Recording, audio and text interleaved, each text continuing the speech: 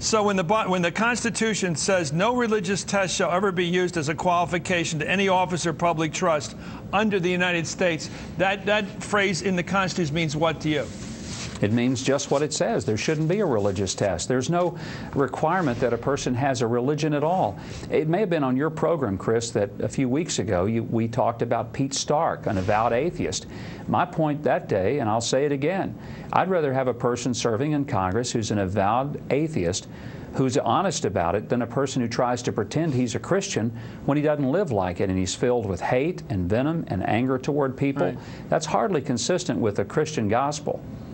Let me ask you about capital punishment, because it really does get to our beliefs. Thou shalt not kill. We're all familiar with the main tenets of the Bible, the Old and New Testament. The New Testament's much more forgiving, as you know, as a pastor, much more about compassion than perhaps fire and brimstone. How do you look at the two different?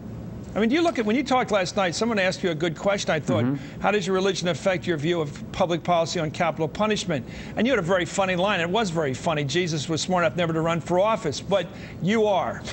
And you are a Christian leader, self-described as such. Therefore, what should that tell us about your views on capital punishment? Being a Christian leader, running for public office in a secular society. Well, if you play the first part of the answer, it was anything but funny.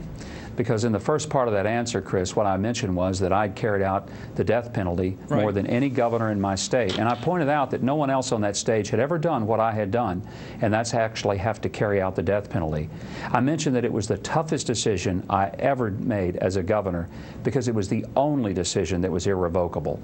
I talked about how I looked through every page of every file and every box related to that case because I needed to make sure I was right, needed to make sure there wasn't something there that shouldn't be the basis for giving that condemned person another opportunity for review. But the result of a long judicial process and the law is that a person would be put to death. It was never something that I enjoyed.